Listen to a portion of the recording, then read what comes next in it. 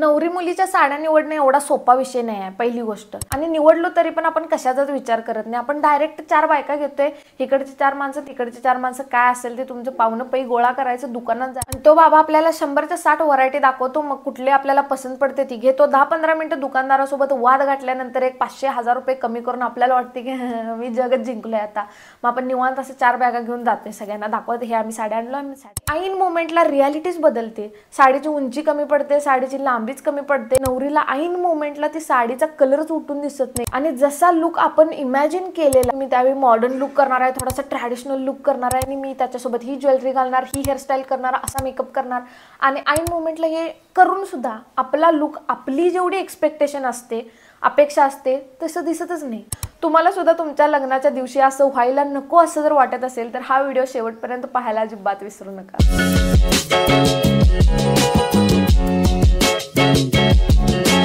First tip आहे think about brides personal style. एकदम साधा आणि सोपा आहे। लग्न कोणाचं आहे? मुलगीचं। लग्नात कोण कपडे घालणार आहे? मुलगी। मग पसंत कोणाची असायला पाहिजे? मुलगीची। याचं कारण पण सांगते। आता 4 बायका घेऊन 4 पावणं पै गोळा करून आपण मुलीची कपडे काढायला, म्हणजे आमच्या इकडे असंच म्हणतात की कपडे काढायला म्हणजे तिथे कपडे घ्यायला असं म्हणायचं आहे मला, प्लीज जरा असं समजून घ्या।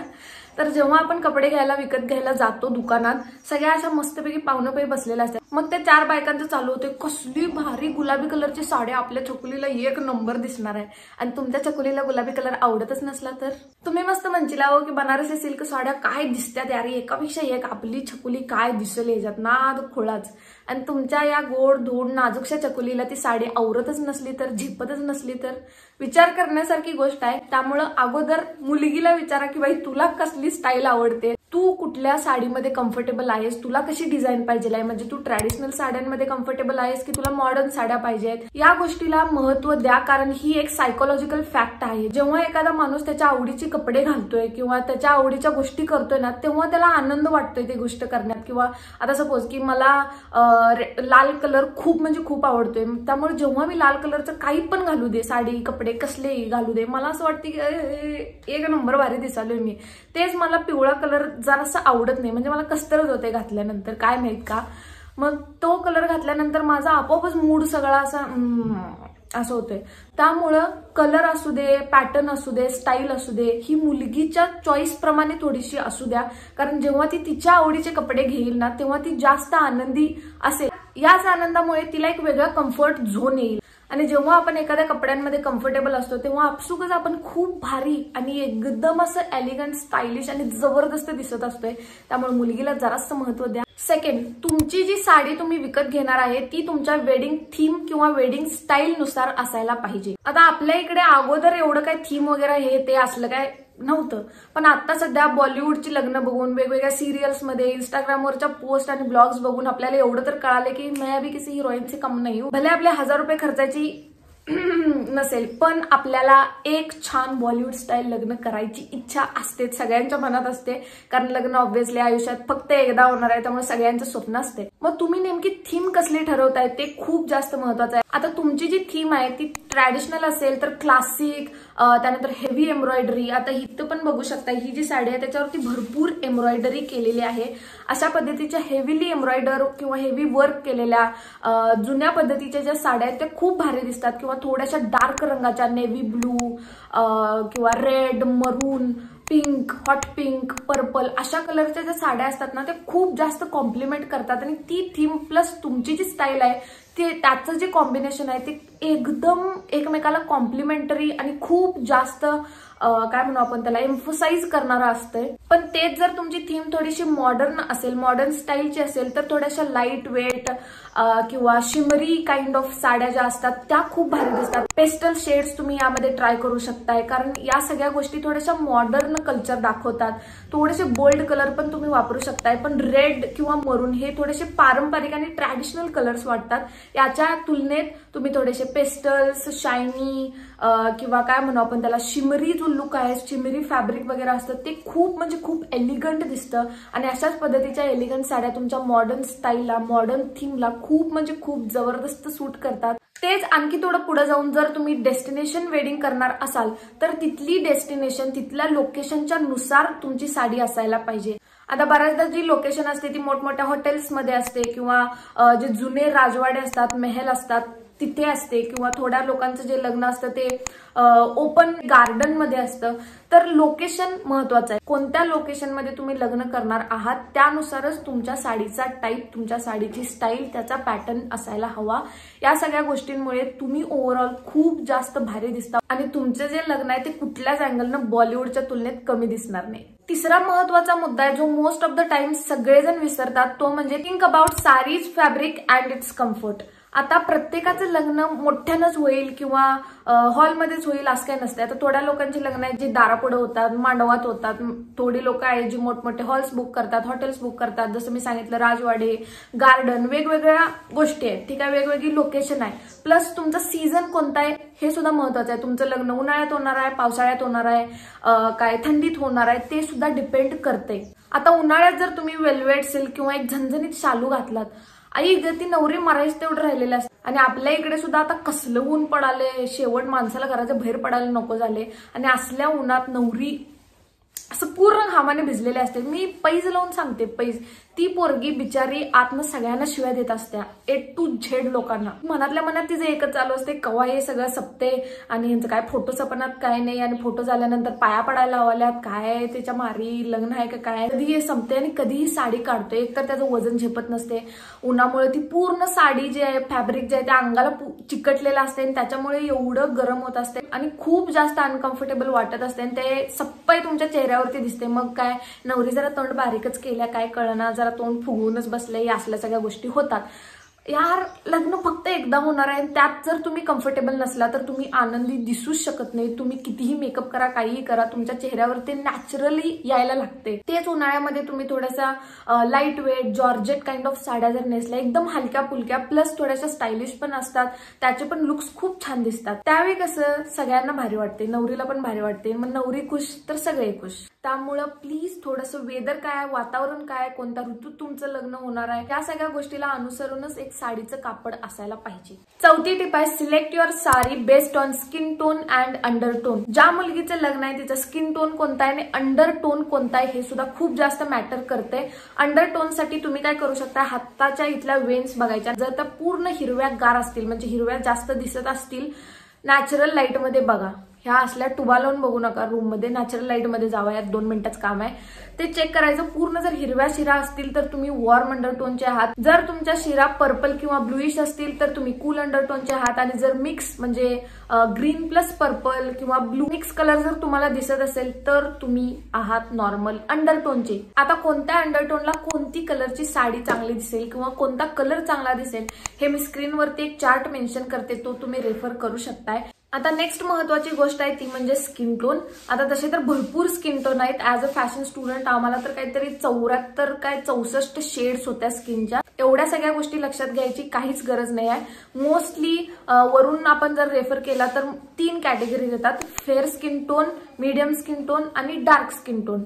मग आता ज्यांची स्किन टोन फेअर आहेत, ज्या खूप जास्त गोऱ्या पान अशा पांढऱ्या मुली असतात, त्यांना सॉफ्ट कलर्स, पेस्टल शेड्स किंवा एकदम ज्वेल रिच शेड्स जे असतात, अशा पद्धतीचे कोणकोणत्या कलरचे स्टोन्स दागिन्यांमध्ये वापरले जातात, तसले रिच कलर्स त्या मुलींना खूप भारी दिसतात. त्यांची स्किन टोन त्यामध्ये भयानक म्हणजे भयानक उजळ दिसते. तेच जर तुमची स्किन टोन मीडियम असेल तर तुम्हाला वॉर्म कलर्स, त्यानंतर अर्धी टोन म्हणजे जे मातकट कलर, मातीशी रिलेटेड जे कलर्स असतात ते, प्लस थोडेसे व्हायब्रंट कलर खूप भारी दिसतात. तुम्ही ते ट्राय करू शकताय. तेच जर तुमची स्किन टोन थोडीशी डार्क असेल, तुम्ही छान सावळ्या किंवा थोड्याशा काळ्या असलात तरी चालते, काय लाजायचं बिजायचं काय विषय नाही. आणि प्लीज हे डोक्यातनं काढून टाका की फक्त गोरा रंग म्हणजेच भारी किंवा गोऱ्याच मुली छान दिसतात, असं काय नसते. सगळेजणच भारी दिसतात. तुम्ही पहिला स्वतःला चांगलं म्हणायला शिका. आता तुम्ही जर असे छान डार्क स्किन टोनचे असाल तर तुम्हाला थोडेसे डार्क कलर्स, त्यानंतर रिच थोडेसे ब्राईट शेड्स जे असतात ते खूप भारी दिसतात. प्लस तुम्ही थोडेसे बोल्ड कलर सुद्धा ट्राय करू शकता. थोडे कलर्स तुमच्या स्किनला जास्त उजळ दाखवतात, तेच थोडे जे कलर्स असतात ते तुमच्या स्किनचा उजळपणा पूर्णपणे कमी करतात आणि तुमची स्किन आपोआपच डल दिसायला चालू होते, भले तुम्ही चेहऱ्याला काहीही लावा. त्यामुळे कलर मॅटर्स अ लॉट. म्हणून ऍटलीस्ट अशा महत्वाच्या दिवशी तरी तुमच्या साडींचे, कपड्यांचे जे कलर्स आहेत ते तुमचे स्किन टोन आणि तुमच्या अंडरटोन नुसारच असायला हवेत. नेक्स्ट टिप आहे take inspiration from social media. आता सोशल मीडियाचा वापर चांगल्या कामासाठी सुद्धा आपल्याला करता येतोय, त्यामुळे आता करून घ्या. वेगवेगळे सोशल मीडिया जसं की इंस्टाग्राम, युट्यूब आहे, वेगवेगळ्या क्रिएटर्सचे ब्लॉग बघू शकताय, वेडिंग ब्लॉग बघू शकताय. Pinterest is one of the bestest option. Pinterest वरती तर एवढे भारी भारी इन्स्पिरेशन्स असतात, आई गो शेवट लेवल म्हणजे जबरदस्त. त्यामध्ये सगळ्या गोष्टी, बॅकग्राऊंड कसा असायला पाहिजे, तुमचा कलर कसा असायला पाहिजे, सगळ्या गोष्टी डिटेलमध्ये तुम्हाला तिथं बघायला मिळतील. मग त्यामध्ये वेगवेगळ्या मुली त्या लुक करून दाखवतच असतात, त्यामुळं एक मस्तपैकी एक आयडिया येते की बाबा हिच्या स्किन टोन वरती हा कलर कसा दिसतोय, अशा पद्धतीची साडी तिने वेअर केली आहे, त्यासोबत तिने कोणती हेअरस्टाईल केला, मेकअप कसा केलाय, ज्वेलरी, गळ्यातलं बांगड्या कसल्या प्रकारच्या घातल्यात. तर ओव्हरऑल जो लुक आहे त्याचा अंदाज बऱ्यापैकी आपल्याला येतो. 100% या सगळ्या गोष्टी आपल्यासोबत पण अशाच होतील किंवा तिला त्या गोष्टी छान दिसल्यात म्हटल्यावर आपल्यावर दिसतीलच अशा नाही, पण बऱ्यापैकी एक अंदाज येतो की माझं वजन, उंची कशी आहे, त्या पद्धतीनं त्या मॉडेलची उंची कशी आहे, तिचा स्किन टोन, माझा स्किन टोन बऱ्यापैकी सेम आहे का, याच्यावरून आपल्याला खूप गोष्टी क्लिअर व्हायला चालू होतात आणि त्यानुसार तुम्ही मस्तपैकी तुमच्या साड्या निवडू शकताय. हा एक बेस्ट आणि अतिशय चीप ऑप्शन आहे. घरात बसायचा एक तासभर पण तुम्हाला लागणार नाही. फक्त तुम्ही इन्स्पिरेशन घ्या, त्या मॉडेल्सना व्यवस्थित बघा, कोणकोणत्या कलर सोबत कोणकोणत्या कलरची ज्वेलरी त्यांनी स्टाईल केलेली, आता कोणती साडी कशा पद्धतीने त्यांनी ड्रेप केली आहे, हेवी साडी आहे, ट्रॅडिशनल लुक त्यांनी केलाय की मॉडर्न लुक केलाय, मग केलाय तर कशा पद्धतीने केलाय, त्यासोबत कशा गोष्टी त्यांनी मॅनेज केलेल्या आहेत, ऍक्सेसरीज कोणत्या वेअर केलेल्या आहेत, ऍक्सेसरीजचे कलर, कपड्यांचे कलर कसे एकमेकाला कॉम्प्लिमेंट करतायत, कारण या सगळ्या गोष्टी तुमचा ओव्हरऑल लुकला फ्लॉन्ट करायला खूप जास्त मदत करतात. आता सगळ्यात महत्वाची टिप आहे ती ट्राय बिफोर यू बाय, आणि हे सगळ्यात महत्वाचं हाय. वा फालतू होतं. ओके, तर तुम्ही जेव्हा दुकानात जाताय, लाजू नका साडी उघडून दाखव म्हणून. त्याला कसं होतंय, आपण वर्ण गोष्टी बघतोय, साडीचा कलर आवडला ना, हे एक नंबर, पॅक करा. कारण जरासं इंट्रोवर्ट मुली तर खूप जास्त लाजऱ्या असतात. बऱ्याच मुलींना असं पण वाटत असते की ही साडी मला तर आवडल्या, पण माझ्यावर चांगली दिसेल नाही दिसेल, बाकीची जी मंडळी, पाहुणं पै सगळी आलेली असते साड्या वगैरे दाखवायला, ती लोक तुम्हाला काय म्हणतील.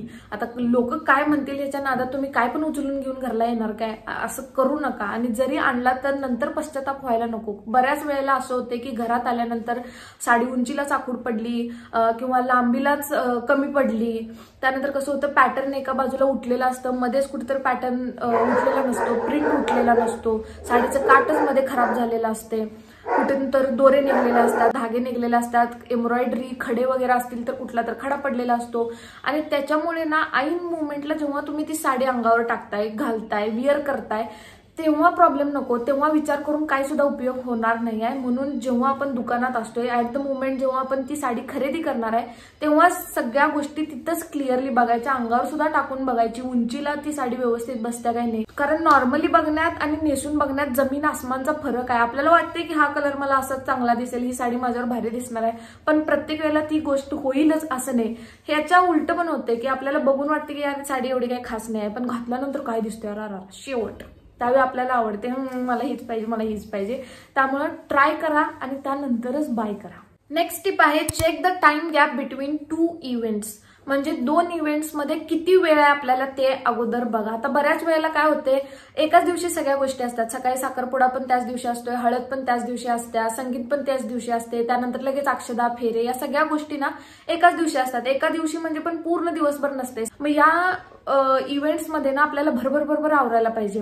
कितीही तुम्ही फास्ट आवरायला गेलात तरी पण घोळ होतोय, वेळ लागतोय. आणि पंडित सगळ्यांच्या लग्नात अक्षतेचं टायमिंग निघून जात आहे, त्यामुळे नवरीने 5 मिनिटात होता होईल तेवढं लवकर स्टेजवर उपस्थित राहायचं आहे. या सगळ्या गोष्टी सगळ्यांच्या लग्नात होतातच. त्यामुळं 2 इव्हेंट्स मधला गॅप समजून घेणं खूप जास्त गरजेचं आहे. आता हळदीनंतर लगेच जर तुम्ही अक्षतेची साडी नेसणार असाल तर हळदीला तुम्हाला खूप जास्त हेवी साडी नेसायची काही सुद्धा गरज नाही आहे. कारण हेवी साड्या ड्रेप करायला खूप अवघड जातात, त्याला 100 पिना लावायला लागतात. आणि त्या पिना कुठं लावल्यात, कशा लावल्यात ते नेसवणारीला सोडून कुणालाच माहित नसते. मग आता मोठ्या बायका ज्या आहेत, आपल्या मम्म्या, आत्या, कोण असेल ते XYZ, तर त्यांना या सगळ्याचा एक्सपिरियन्स आहे, त्या प्रो असतात साडी सांभाळण्यात. पण आपल्यासारख्या पोरींचं काय होते माहिती आहे, 10 मिनिटं जरी साडी नेसली तर आपल्याला जगाचा भार सगळ्या आपल्या डोक्यात दिलाय काय असं वाटते. म्हणजे जीवच चाललाय आपल्याला चालायला येत नाही काय नाही. आपण एवढे मोठे हिल्स घालून चालू शकतोय, पण साडीत चालणं हे असलं काही सांगू नका आम्हाला. मग त्यात अशा गडबडीच्या वेळी तर आणखी जास्त प्रेशर आलेलं असते आणि त्याच्यामुळेच आपल्याला त्या सगळ्या गोष्टी सांभाळणं, मॅनेज करणं थोडंसं अवघड जाते. मग तेच जर आता खूप लोक असं पण करतायत की संगीत आदल्या दिवशी आहे किंवा एक दिवस मेहंदी आहे, एक दिवस संगीत आहे, एक दिवस हळद आहे आणि त्यानंतर मेन दिवशी तुमच्या अक्षता, फेरे वगैरे आहेत. अशा दिवशी तुम्हाला फुल टाइम आहे. तुम्ही काहीही घाला, कसलाही लुक तुम्ही करा, मॉडर्न, ट्रॅडिशनल काय असेल ते, एथनिक, तुम्ही काही घालू शकता. पण तोच गॅप जर कमी असेल तर मेन इव्हेंट कोणता आहे त्या इव्हेंटला अगोदर प्रेफरन्स द्या आणि त्यानुसार तुम्ही लुक्सला तुमच्या प्रेफरन्स द्या. ऑब्व्हियसली सगळ्यांच्या आयुष्यामध्ये अक्षता मेन इव्हेंट आहे, तुमचा मेन मुवमेंट आहे तो, त्यामुळे तो तुमचा थोडासा बोल्ड किंवा हेवी लुकच असायला पाहिजे. मग त्यासाठी थोडासा जास्त टायमिंग तुम्ही देऊ शकता असं मला वाटते. तुम्ही म्हणा तुझं लग्न झाले नाही झालं, मी लहान आहे अजून एक 4 वर्ष तर काही मी करत नाही. पण माझ्या मोठ्या भावाचं लग्न झालंय, माझ्या बहिणीचं लग्न झाले. तर ज्या गोष्टी मी पर्सनली बघितल्यात, एक्सपिरियन्स केल्यात, ऑब्झर्व केल्यात, निरीक्षणात आल्यात माझ्या, त्याच तुमच्यासोबत मी शेअर करण्याचा प्रयत्न केलेला आहे. एवढंच प्युअर हेतू आहे की तुमच्या लग्नात काय अडचणी यायला नको. आय होप तुम्हाला हा व्हिडिओ आवडला असेल. आवडलाय तर प्लीज यार एक लाईक करायला अजिबात विसरू नका. अशाच इंटरेस्टिंग आणि इन्फॉर्मेटिव्ह व्हिडिओ सोबत भेटू पुढच्या व्हिडिओमध्ये. तोपर्यंत स्वतःची काळजी घ्या आणि स्वतःवर खूप प्रेम करा.